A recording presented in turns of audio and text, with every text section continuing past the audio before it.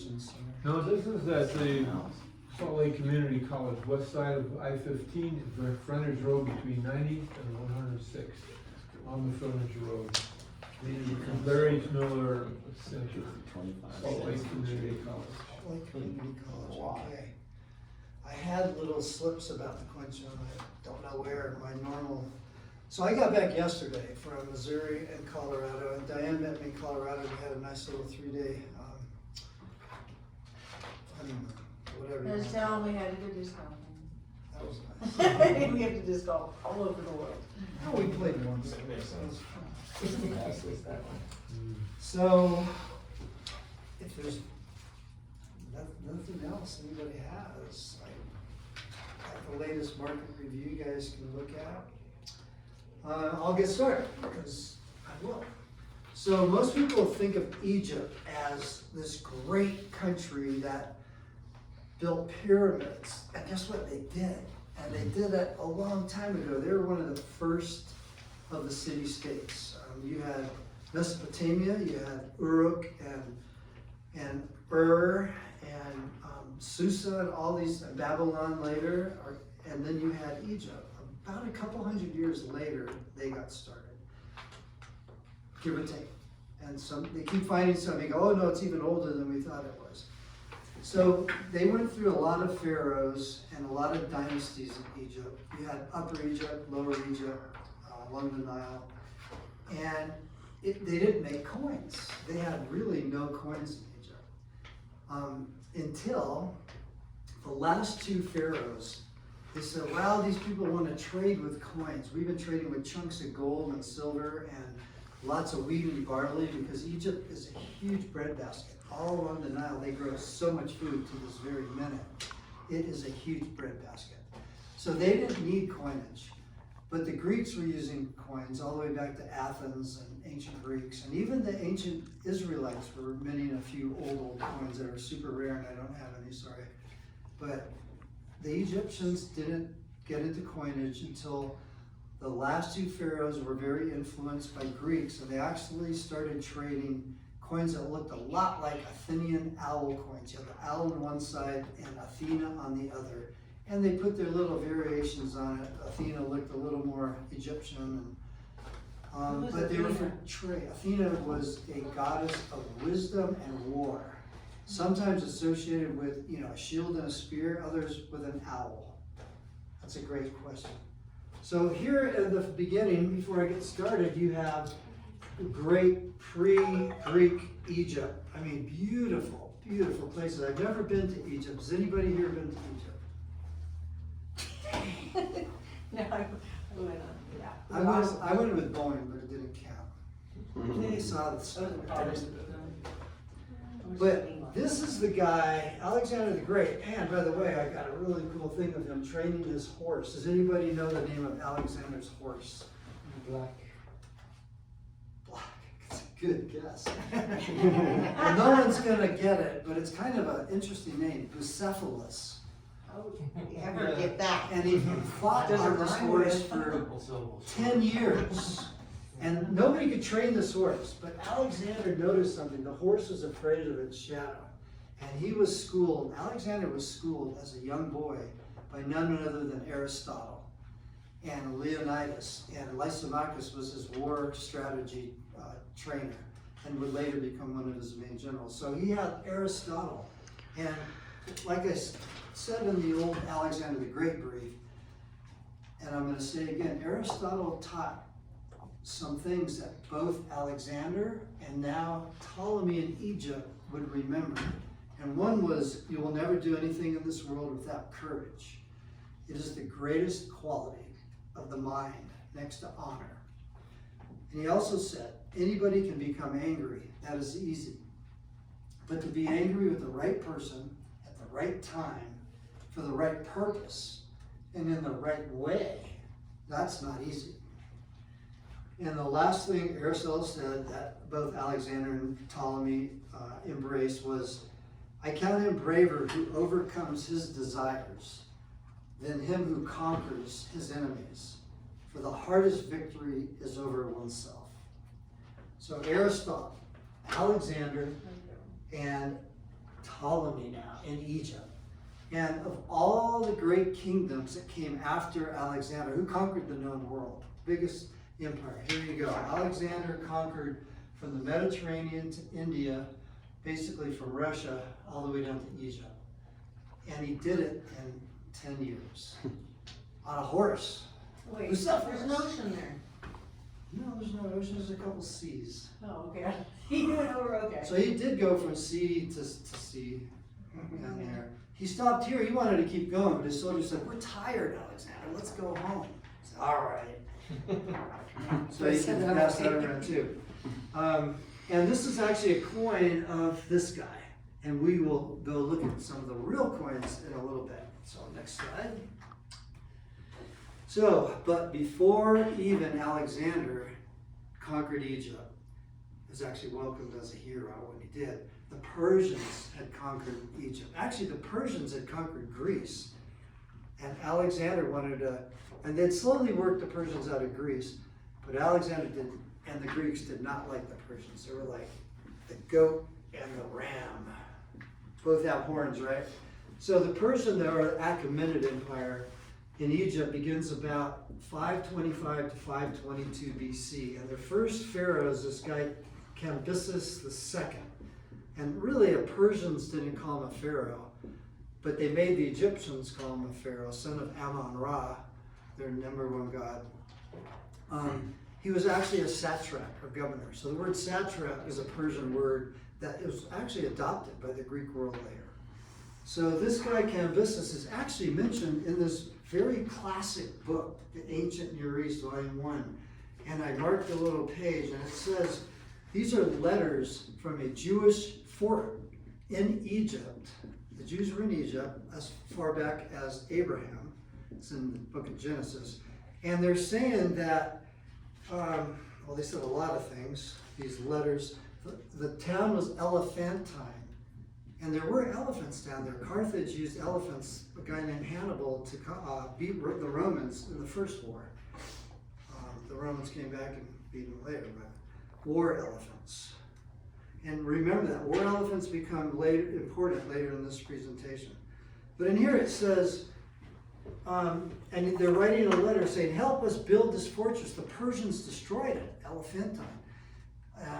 And they said, when Cambyses came to Egypt, he found it built. They knocked down all the temples of the gods of Egypt, but no one did any damage to this temple. But when this happened, we and our wives and our children wore sackcloth and fasted and prayed to, they actually had a cult called Yahoo, the Lord of Heaven. So that's where that website, stole it from right here, Yahoo. I thought that was cool, and I just discovered this book last night. This is What's the you name? go. Y-A-H-O-O? Yeah, Spell so the same? we're talking 525 BC. The Persians are in Egypt. I didn't know that really either. So this guy, he ousts the last of the dynasty, the 26th dynasty pharaoh. His name was, you pronounce that. And Egypt becomes the key satrapy or government of Persia. Very important because of food, tons of food, and silver and gold on the mountains of Kush, they call it. Even the Bible says the gold of Kush, which is Egypt and surrounding areas. Of course, Egypt was pretty big. It went down into what's now Nubia and other areas up in the mountains of Ethiopia. Okay, and then the Egyptian elite, though, they resent the Persians because the Persians are not letting the priests of Egypt tax the people to build their temples. And they had a lot of gods, as you know. The Egyptians, Isis, and even had the dog god. I can't remember its name anymore, but the dog god. Does anybody remember that one? They had lots of gods. And so the Persians said, no, you can't tax the people. We want to build water systems. And the Persians were great at water systems. Even in Oman, there's Persian water systems from way back. They call it falaj, or aflaj in plural. And they bring water from the mountains down to the fields. And they're really amazing. And that's probably one of the great legacies of the Persians in Egypt is the water systems. They also have nice architecture. Persian architecture in Egypt. In fact, that first one was a little example of Persian Egyptian architecture. They have great roads. Yeah. Persian rose. And so the empire goes all the way to 330 BC when Alexander came down and finally kicked them out. And they resented them, even though they did some good. They weren't all that bad, but they just didn't really support the Egyptian people.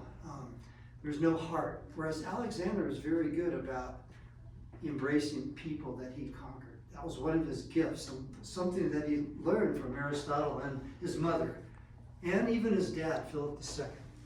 And Ptolemy was one of his best friends and best generals. More also of a thinker. And when you think about what the Greeks did in Egypt after the Persians, 3 of the greatest wonders of the world were down there. Well, you had the pharaohs from old Egypt. I mean the pyramids from old Egypt, not the pharaohs. And you had now the great lighthouse of Alexandria, which is an ancient wonder of the world. And you have the library of Alexandria. So those are Greek under Ptolemy. What was the big thing you just said? That was- Lighthouse? What's a lighthouse? It was a giant lighthouse that stood up and had a constantly burning fire and a huge mirror that guided the ships into the harbor in Alexandria, which is a little treacherous, I guess. And there's other wonders that we don't even know about because half of Alexandria, especially the royal quarter, is now under the water. It's still subsiding. And they've recently, as probably as late as last week, found more stuff. Last week. So it's kind of interesting. Where was I? So note that before the Persians, the Egyptians traded with grains and with bullion, chunks of metal, no coins, except that disc with the Sphinx on it. You had to trade that. All right, next slide. Persian rulers, and I'm just not going to go through this whole list. The main thing is that's kind of what they all look like. And some of them had a wart on their forehead. It was generational. And they always had on their coins, this is silver, it's called a sigloi. And they have a bow, and the king with the bow, and he's either got arrows in his hand, or he's kneeling, or he's running, and it seems to be constant. And they came in both gold and silver. So the Persians did have coins, and they did use them for trade in Egypt, along with those owl coins that before they. So my question, I have a question for you. Yeah.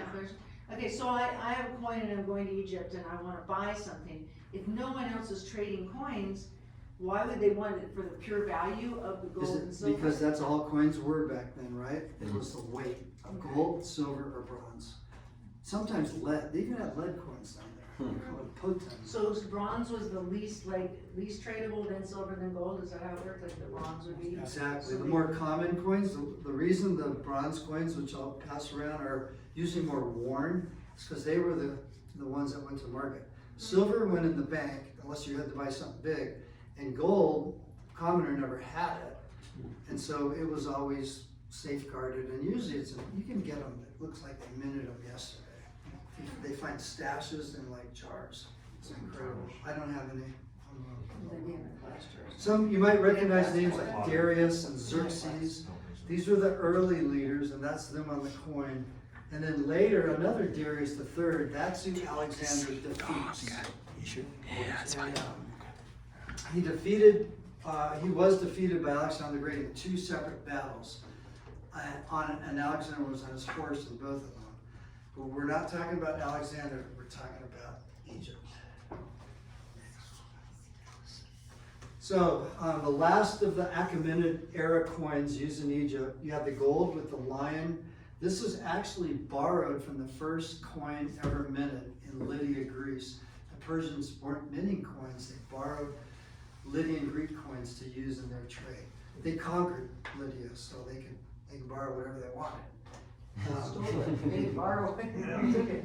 And then remember the owl coin? So the later pharaohs, even around the time of Alexander's conquest, were trading. There's the owl, the 2 eyes, and I believe Athena, and you can see the ivy in the hair. And later this becomes a sign of a royal diadem. You'll see that later. And then they have their gold coin under Darius with the king and the bow, and he's also got a spear. Pretty tough dude. That's what he wanted to present. And on the mosaics, he's spearing a lion very often. So why is an owl sacred over there? Because I know some things It was are the in sign of Egypt. Athena, and Athens is named from Athena. So the owl was a symbol of Athena or of Athens. And Athens was one of the greatest city-states of its time, about 500 BC. That would be the wisdom. It's a Owls good usually question. wisdom. And wisdom. Actually, it has a lot of connotations. Some are darker than wisdom, but So the Greeks had another god of war, which is Ares, but he was the brutal aspects of war, where Athena was the more intelligent, strategic kind of thing. excellent. And if you read the Iliad and the Odyssey by Homer, Athena actually comes down. They believe the gods came down and dwelt among the people and fought for one side or the other. And that really portrays Athena quite a bit. There's the silver sigil I talked about with Artaxerxes III. So now we're getting close to the conquest by Alexander, right? So anyway, Alexander walks in with his army. Uh-oh, what's that? Josh, what's happening? There we go. This is the same map I passed around. As you can see, Alexander started up here with Ptolemy, his friend. He sent Ptolemy down here to be a governor after he conquered Egypt. He conquered Egypt and the rest of Greece, so they'd have a bigger army to go defeat his real enemy, the Persians, the Ram. So Ptolemy's down here as a governor, but he's also fighting with Alexander now. They go all the way to here, come back. Ptolemy goes down here. And then Alexander divvies up his empire under different generals to rule it, right? So you have Thrace, which is the Black Sea, very rich area, a very long history, is under a guy named General Lysimachus, who actually helped train Alexander in combat and strategy. And then you have a guy named Seleucus. First he just had Babylon, but then he slowly got bigger and bigger, and that's part of what we're going to talk about next. But the whole Alexandrian Empire and how it got divided up afterwards. There was this guy named Antigonus the One-Eyed, Monothelmus, or Cyclops, and he was really the guy and everyone else thought was going to pull it all together, because under Alexander it was all together.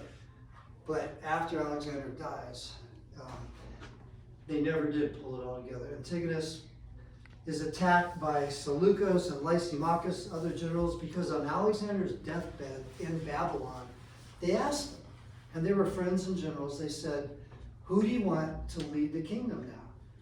And Alexander, in all his wisdom, he said, whoever among you is the strongest. And so what that kicked off was a war, and we'll get to that. So the book of Daniel in the Bible is really amazing. It talks very specifically about the rise and fall of these empires, Alexander and then all the rest of them, and how the Persians would be defeated and everything. It's just amazing. And it explains it as like a goat's horns and 4 horns, and a warrior king will arise, and then in the end, his kingdom shall be uprooted and go to others. So why didn't his own son or his own brother get it? Because another guy murdered him. Because the fight was on, right? The fight was on. Murdered who? His son, Alexander IV, and his wife, Roxanne. Was that her name? Who was Roxanne? Roxanne. If I don't know it, I'll make it up. I think it is. I think you're right, because she was the Persian queen. Yes. And he got in and conquered, and the Persian king was dead, well, he just take the wife. Yeah. And they actually wanted him. It was actually the daughter of Darius gave to Alexander, and Alexander was learning from Aristotle. Oh yeah, and not only, you're not just my subjects, you're my part of the kingdom now. And his own Greek guys, they kind of resented that. Hey, we're the ones who conquered them, and you're making them important. So yeah, Roxanne had a son, Alexander IV, who was taken care of. So Alexander didn't just say go kill each other. He had regents, a guy named Antipater, who took care of the royal family. And he had a half-brother, Philip III. His dad was Philip II. But Philip III had some mental issues, and he wasn't really fit to run an empire like this. But he did a good job in smaller areas. And there's actually coins which you'll see of his. And most of the coins have Alexander's portrait on it because they loved him so much, all the generals for a while. So anyway, here's all the guys, and we're not going to get into all of them. Who do we really care about? We care about Ptolemy, because that's Egypt, what we're talking about.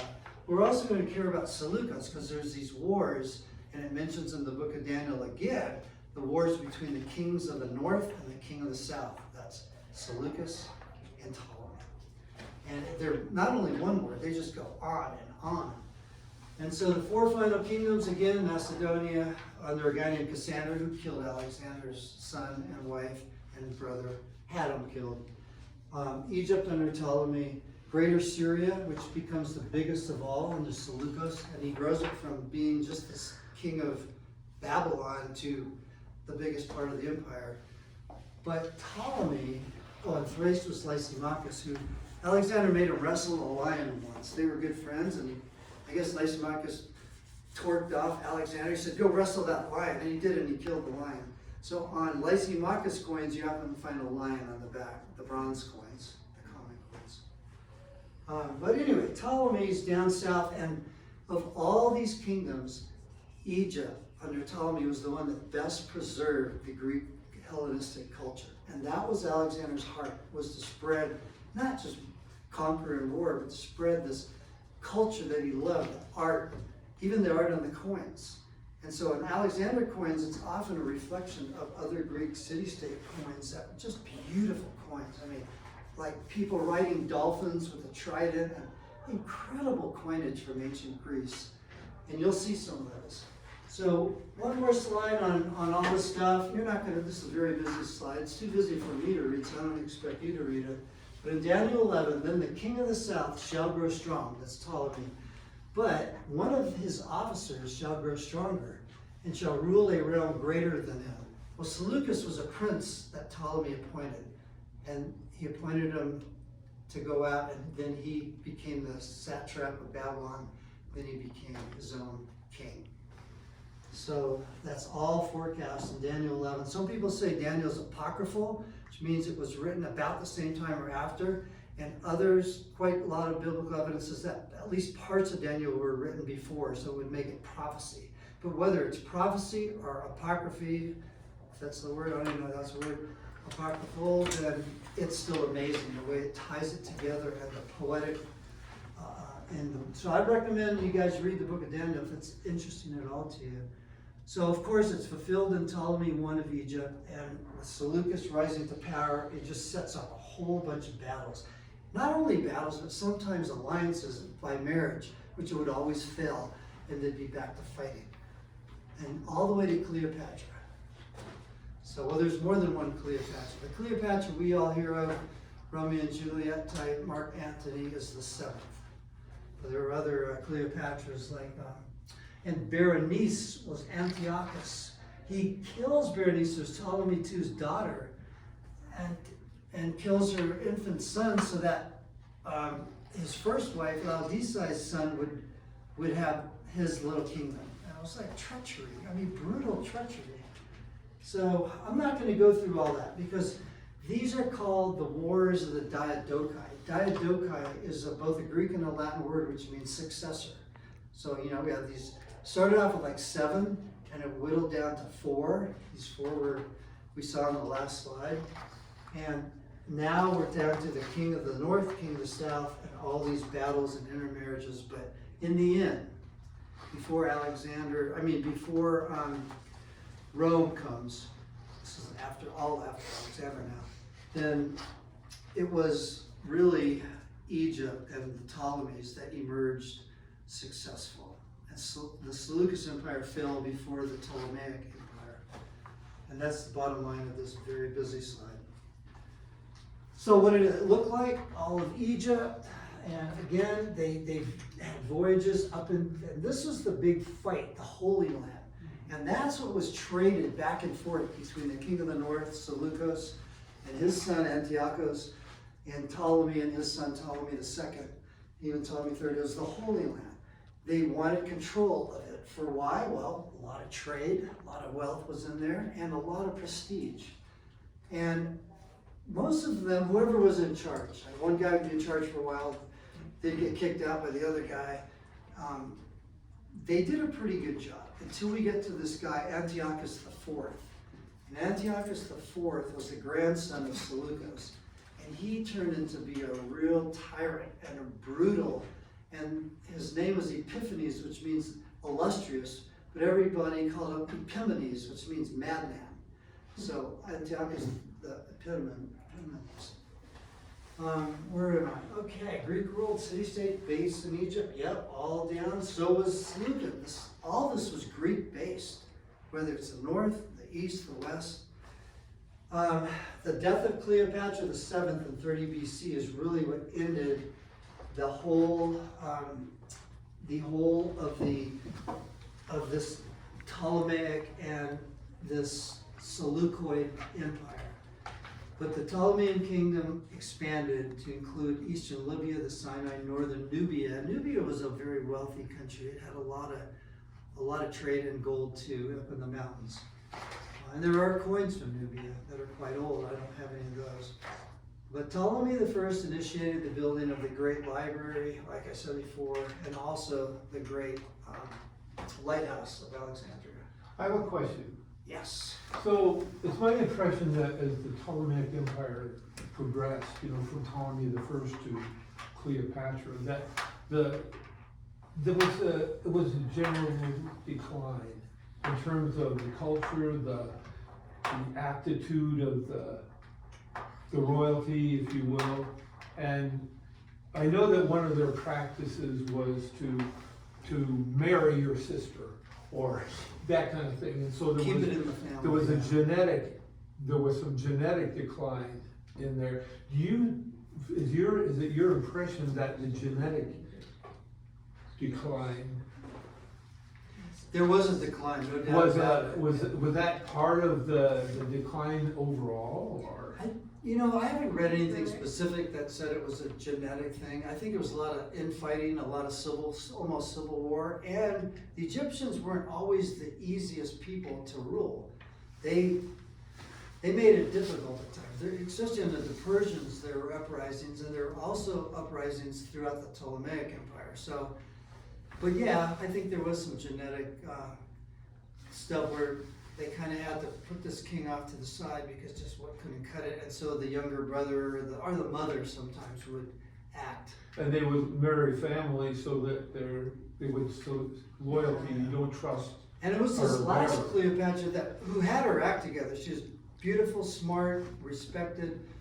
She dated Julius Caesar, and then she married Mark Antony of the Romans. So she was trying to bring it together, even as the Romans were really the rulers of the world by then. But she was trying to bring Egypt, which it had really declined about 1100 BC even. It had started to decline even before the Persians and the Greeks. Mm-hmm. Egypt had started to decline from its greatness of the period, the Great Pyramids.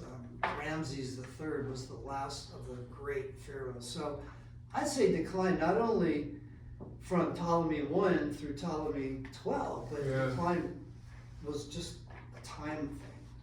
So, but yeah, So I have a there was question. definitely issues as time went on. As names and stuff, Cleopatra, this is the 7th. Were there 6 other Cleopatras from that same line? Was like the daughter of a Cleopatra, since everything that kept the lineage? Cleopatra became a very popular name, and there was even Cleopatras up in the Seleucid families. They named the daughter Cleopatra. But there was some other common names like Arsinoe, Arsinoe, and yes. there's also Bernice. Yes, and I want that coin, that gold one about that big with Bernice and Arsinoe on it. Right. So they reused these names. $1 million. So this had nothing to do with the original Cleopatra the First. That's a good point. Those are common names, and there's Berenice and. So that Cleopatra wasn't any special Cleopatra, it was just a Cleopatra. The last one, the 7th, was the one that's most famous, Shakespeare, all that. So, but you can see how huge this is. Talk about decline. Yeah, the Ptolemaic Empire saw gradual decline, but the Seleucid, it goes from this great warrior leader, Seleucus, who expands it from Babylon to all that, and he also defeats Antigonus, the one-eyed, who was a heck of a fighter and a general and a statesman. So by the time you get to Antiochus IV, this guy's like cutting up pigs in the temple in Jerusalem and treating people, and he goes down to the baths and takes baths with the people, and stuff emperors just didn't do. So there was decline. In fact, by the time you get to Antiochus VII, I think, they're done. Their empire's in such a ragtag. This whole thing is just done.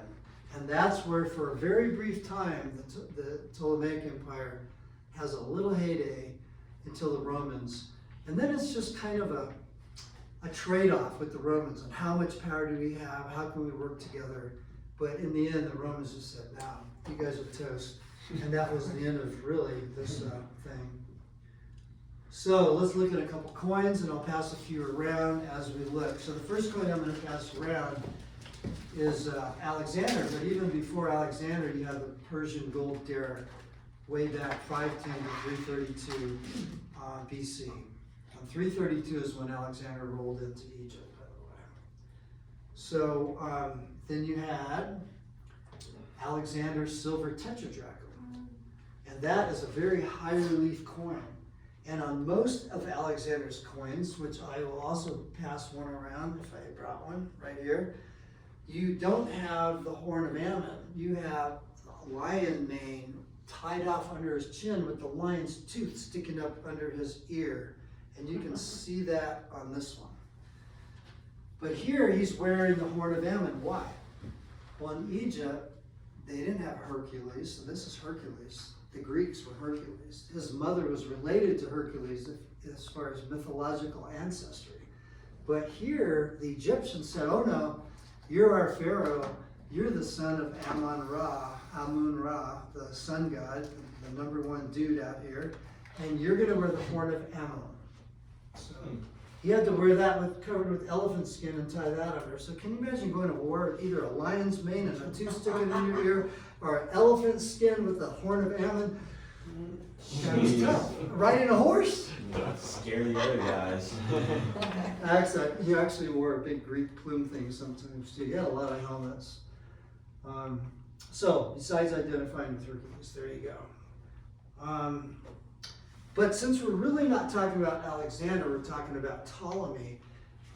This is another coin. But who does Ptolemy put on his coin? Alexander, his first coins. Remember, he started as a governor, Alexander's best friend. And he honored Alexander for years by putting not only Alexander's picture, but Alexander's name in Greek. Alexander, the three lines of X. Alexander, delta R, Pisa R. Alexandrois. So, first coins, Ptolemy as satrap and also as king made them with Alexander's picture on it. On the back you got Zeus. Zeus is holding the eagle, the symbol of power for not only Greece but Rome. And underneath there's some symbols. Over here you have looks like a bucronium, which is a bull's head, which again, power. And let's see, I will now hand around another coin. Actually, I'm going to hand around this whole tray. And these are some of his successors, including Ptolemy. So the next coin, though, Alexander's long dead. Now he's got his schnoz on the coin. And he's got a good schnoz. So. And he's got longer hair. And what did I say about that diadem, the symbol of royal power? Now that is the symbol of royal power for the Greeks. And Ptolemy the First, that's his picture. And it was always his picture, even under his son Ptolemy II. He kept his dad's portrait on it.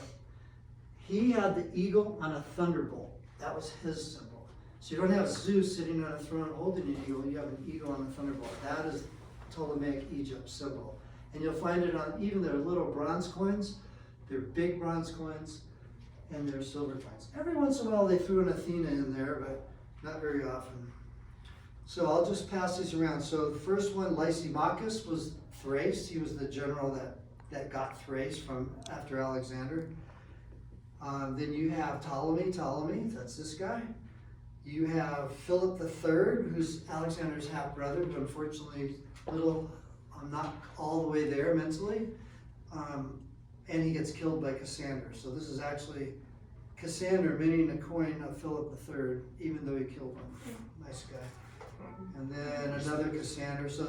And this coin here has a lion on the back. When Alexander conquered Babylon, that was his favorite city. And Ptolemy visited this place. And the symbol of Babylon was the Lion of Babylon.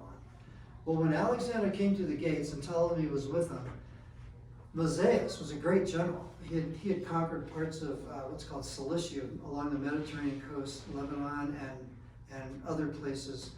He was Tarsus, which is where Paul in the Bible is from. He was a great general. But when he saw Alexander's army coming, and he knew how good Alexander was, he ran out with a big purple robe, said, "Welcome to your city." He was the Persian satrap of Babylon.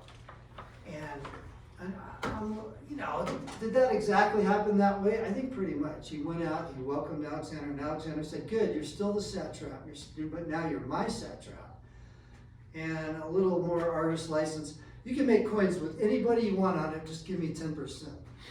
And then you have a coin of Seleucus. So I'll just pass those around. And Seleucus was, again, the king of the north. Probably the most powerful, besides Ptolemy, and for a while, the most powerful. So we'll look at a few more coins here. There's a Ptolemy bronze, and again, on the back, an eagle standing on a thunderbolt. This time its wings are out a little bit. And on this side, instead of Ptolemy, you have Zeus. But Zeus is diademed with royal power. So if you could like claim Zeus on your side, you know, that's like us saying we're, you know, God's on our side, because that was their God. And if you were over where Mosaius was, it would be Baal. That was their Zeus.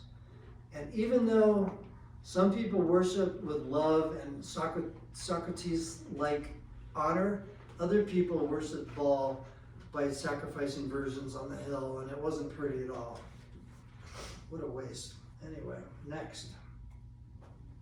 Lysimachus, the general wrestled the lion, but here he's got Athena on the back of his coin, and you'll see that coin in that tray. Shield, spear coming up. Basilio means king. Lysimachus. So the L in Greek is an upside down V, and the S is a sigma. I's an I, M's an M, A's an A. What else does it have on there? An X, I think, or K-O-Y. So Lysimachus. Pretty cool. And then you'll have other symbols. Who's Athena holding? By the way, her war helmet's on. She's holding a little Nike. Nike's victory. To the Romans, what is called Nike. To the Greeks, an angel now. So a symbol that you've got victory in your hands. Basically. So, Mark, I'm thinking that coin, the shield on that coin, I get confused a little bit. But I'm thinking it has a lion face on facing that way on the shield. You know what? It could very well. There were two things that went on shields back then. One was a gorgon, Medusa, because it would